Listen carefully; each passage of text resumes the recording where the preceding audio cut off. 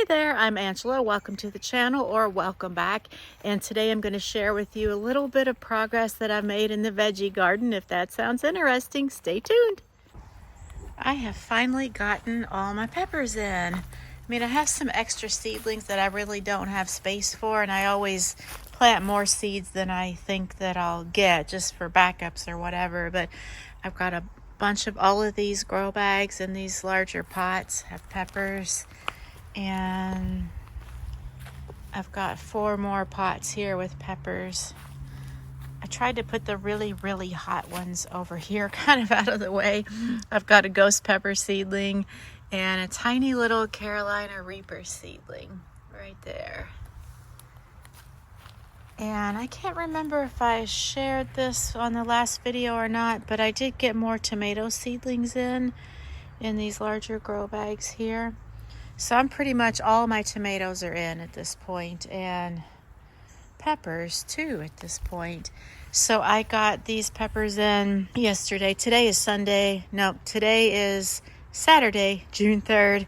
And so these were planted yesterday. We've been having crazy high temperatures. It's been like up to 90, 91 for the past few days. And we haven't really had any rain in probably going on 3 weeks. It sprinkled one day a couple weekends ago, but it didn't amount to much. And it's not uncommon for us to reach 90 and above, occasionally, rarely into triple digits, but that usually doesn't happen till like mid or late July and August. So this has been like really unusual, and it's so dry. And anytime you transplant anything, even in the perfect conditions, the plant's going to experience some little bit of transplant shock. But when it's 90 degrees out and the plant is getting transplanted, oh my gosh, it's not going to stand a chance. Even with peppers, which love the heat, at least for this first day or two, they need a little bit of shelter. So I'll show you how I did that. So this is my second grouping of peppers that I planted. I did those today. So it's kind of sunny. It's part cloudy today. It's sunny, then it'll be overcast for 15 minutes and then sunny. So I did cover them with several layers of this, I guess it's like a mosquito netting type of fabric, and it seemed to do really well for these guys. I did that for them and left it on all day yesterday, and then I think I took it off either last night, no, very early this morning. So it was on there all day yesterday and overnight, and they're doing just fine. And then I had a few extra little seedlings, pepper seedlings, that I kind of tucked in between my tomatoes here, and these tents are kind of meant to provide the same protection, but they're only one layer, so I'm not sure how much shade that they're providing, but it was the best I could do for a spur of the moment. So they should be okay. And other than that, everything's still doing really good considering the dry spell. I'm just making sure to water everything thoroughly, you know, in the morning or later in the evening every couple of days until we get rain. The onions are looking really good. The beets and radishes are holding up through all this heat. And I have, you know, the rest of my onions and some leeks over here. They're doing pretty good. And my squash seedlings are doing really good. This one's called Golden Delight. I got this from Hoss Tools, and then a early prolific straight neck. And disappointingly, my honey nut squash never germinated, so I might try to throw a couple more seeds there.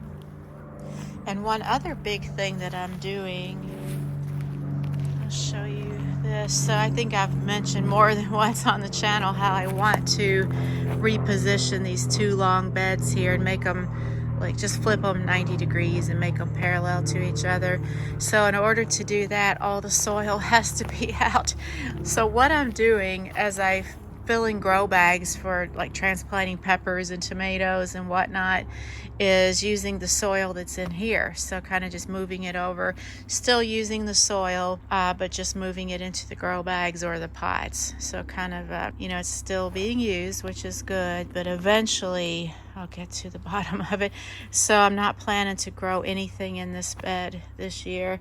And then I'm thinking for this other bed, I'm going to grow like probably from halfway on here. That's where the squash is right there.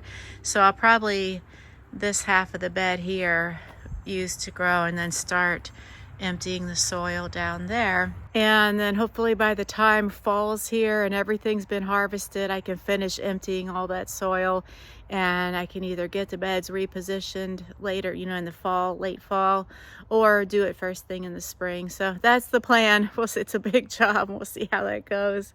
And I'm going to take you back over here where the tomatoes are, because I want to share with you guys something I got recently. I got this watering wand. I just got it off Amazon. I just Googled watering wand or searched on Amazon, and this one had good reviews and the price was decent. I'd had my same hose sprayer connected to this hose for years. I love that sprayer. It's a Gilmore. Loved it so much, and I couldn't find, you know, an equivalent from Gilmore. So I thought, you know, maybe I'll try this watering wand. This thing is a game changer. I can't believe I waited so long to use a watering wand. It makes everything so easy.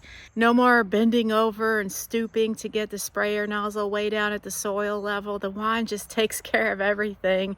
And the water flows good, all the settings. It has 6 or 7 like spray pattern settings. I totally love it. I'll put a link to it below in case you're interested. I'm not an Amazon affiliate, but if you're interested, you might find the link helpful. And I'm trying to think of what else I have left to plant this year. Beans for sure. And what I'm kind of thinking of with the beans, you know, this netting will come off of the peppers soon, but I might do parallel to these peppers, but leaving enough walkway room, is to do 4 or 5 of the big 20-gallon grow bags in a row right here, and use I'll show you these stakes that I have. Use these aluminum stakes. Kind of got leaning against the shed there as supports for the pole beans. So I think that'll work out really well, just a row of them right there. And then the other thing that I still have to figure out are cucumbers and any kind of like melons, like cantaloupe, anything like that that needs a space to sprawl. So I'll probably end up cutting back a lot of these hops and doing cucumbers and melons along the front of this trellis, which I've done before and it works out well.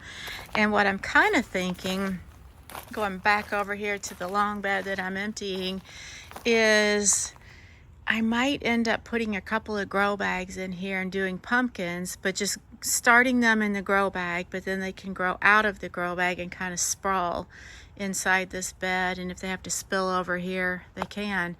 Kind of thinking that maybe pumpkins and watermelons, and maybe I'll do the same thing down there. The problem is that the last third of both of these 2 beds does not get really enough sun to grow anything like that, so I'd have to put the grow bags like closer in this way. I think that could work. I might give it a try. I've wanted to grow like a pumpkin and watermelon patch for so long now, and we have enough land to do that here. The problem is that I'm not exactly sure how to go about it and keep it protected. Like, I guess I would have to clear like a big patch of grass or something and put down the black plastic to keep the weeds from growing up, and then start the pumpkin patch that way.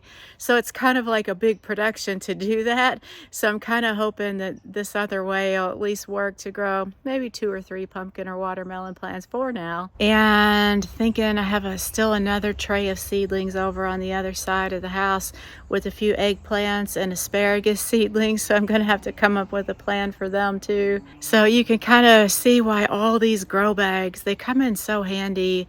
Until we're able to get more beds built, the grow bags really work well, and they serve the purpose, and they're relatively inexpensive, you know, in the grand scheme of things. Keep reusing them year after year. I'd like to know how many of you guys use grow bags. Let me know in the comments below. I'm curious, and what's been your experience with those. I think that might be about it for now. There's not too much else going on, just trying to get all these seedlings in. And I also do plan to start my flower seed soon. Sunflowers, zinnias, cosmos, everything like that. And once I get to that step, I'll definitely share with you guys which ones I'm planting. And that's about it. I hope your garden's growing well. Let me know what you're up to in the comments below. I'd love to hear from you. And until next time, bye.